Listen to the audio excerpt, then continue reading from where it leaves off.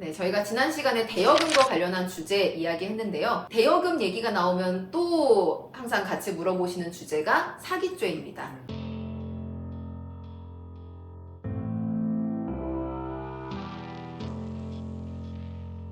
돈 안 갚으면은 이거 사기죄 아니냐라고 물어보시는 분들 많으시거든요. 어떤 경우가 사기죄에 해당을 하고 어떤 경우는 단순한 대여금 청구 소송으로 가야 되는 것인지 그거에 대해서 오늘 한번 이야기해 보도록 하겠습니다. 내가 지금 돈을 못 받고 있는 상황이에요. 돈을 빌려줬는데 돈을 못 받고 있는 상황이에요.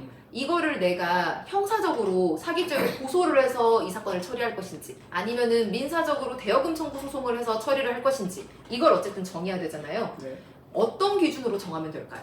일단 상담이 오면은 두 가지 다 하는 게 맞긴 하죠. 그렇죠. 근데 이제 대여금 청구 소송은 무조건 가능하겠죠. 네. 근데 사기죄는 해당이 되는 경우가 있고 되지 않는 경우가 있잖아요. 네. 그러니까 이제 그걸 먼저 우리가 이제 판단을 해줘야 될 것 같은데. 일단 공소장에 보면은 보통 변제할 마음이 없었거나 아니면 변제할 능력이 없는데도 불구하고 금전을 대여했다. 이런 경우에 사기죄로 처벌을 한단 말이에요. 그러면 바꿔서 얘기해보면 돈을 빌려간 이후에 약간이라도 변제의 흔적이 있다면 이것은 사실 그렇다면 사기죄로 처벌받기가 좀 어려운 상황이 되겠죠. 그 기준으로 해서 저 같은 경우는 이거는 형사고소해도 조금 안 될 것 같다. 굳이 안 하시는 게 나을 것 같다라고 추천해드리고 장기간 변제기가 지났는데도 불구하고 장기간 전혀 이행을 하지 않았으면 뭐 추천드리고요.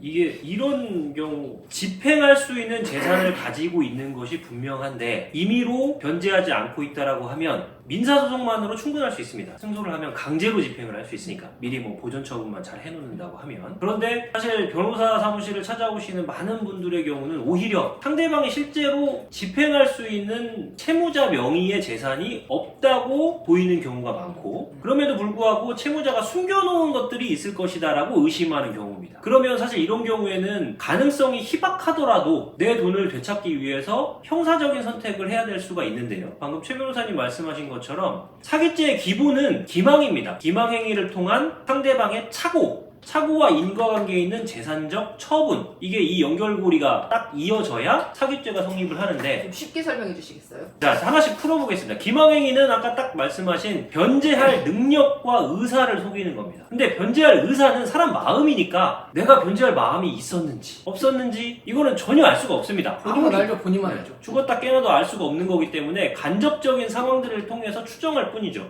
그래서 중간에 중도 변제 흔적이 있으면 이 사람은 변제할 의사는 사실 있었는데 능력이 없어서 변제를 못하게 된 거 아니냐라는 판단으로 가서 사기죄가 결국은 처벌로 이어지지 않는 사례가 많고, 그래서 실제로 뭐 고단수의 사기꾼들은 오히려 조금씩 갚는다. 그렇죠. 뭐 이렇게 보기도 하죠. 네. 그럼 이제 변제할 능력과 관련된 부분은 보통 변제 자력을 기망했는지를 보는 겁니다. 내가 돈을 빌릴 때 나 이거 지금 이런 상황이라서 빌리는 건데 여기서 지금 돈 나올 게 있어. 이거 나오면 갚을 수 있어. 라고 속였는데, 예를 들어서 내가 변제할 수 있는 돈을 마련한다는 그 근거 사실을 나중에 추적해보니까, 예를 들어서 뭐 어디 대금 받을 게 있어 라고 했는데 실제로는 그런 대금 받을 게 없더라. 이거는 생각보다 객관적으로 증명 가능할 수 있는 영역이거든요. 이런 게 입증이 되면은 사실 편취행위가 인정이 돼서 사기죄로 처벌받을 수 있는 가능성이 높아지게 되겠죠. 또 한 가지는 용도 사기라고 해서 내가 돈을 빌릴 때, 예를 들어서 내가 진행하고 있는 이 사업, 뭐 식당이라고 합시다. 식당 운영 자금으로 사용할 목적으로 뭐 돈을 빌려 1억 원을 빌려달라 라고 요구를 해서 그렇게 빌려줬는데 실제로는 그 1억을 받아서 식당 운영자금으로 쓴 게 아니라 뭐 예를 들어서 도박자금으로 날렸다. 이게 입증이 된다라고 하면 이 경우는 채권자 입장에서, 돈을 빌려준 사람 입장에서는 식당 운영자금이라고 했으니까 빌려줬지 이거 도박자금으로 쓸 거야 라고 했으면 안 빌려줬을 거기 때문에 용도사기에 해당이 돼서 이 경우도 역시 마찬가지로 객관적인 사실을 통한 입증으로 처벌로 이어지기가 좋습니다. 결국은 변제할 의사만 문제되는 영역이라면 이제 가장 어려운 형태가 되겠죠. 근데 아까도 연장선인데 공소장에 변제할 의사나 능력이 없었다, 이게 좀 중요한 문구잖아요. 형사적으로 이것 때문에 처벌받으시는 분들이 한 번씩 찾아와서 꼭 말씀하시는 거, 나는 변제할 의사가 분명히 있었다고. 난 정말 나는 갚으려고 했다, 이런 얘기 많이 하시잖아요. 네네. 근데 사실은 지금까지 안 갚은 걸로 봐서는 사실 능력이 없다고 봐야 될 수 있는 것인데요. 그러니까 그분들은 본인만 아는 거니까. 구체적인 얘기를 들어보면 변제할 의사가 있었다라고 하시는데 돈이 생기면 자꾸 딴 데 쓰세요. 그렇죠. 돈이 생기면 자꾸 딴 데 쓰시고, 먼저 갚아야지. 그렇죠. 그 사람들은 이게 더 중요하다라고 하는데 밖에서 봤을 때는 생각보다 덜 중요한 데다가 먼저 돈을 쓰시더라고요.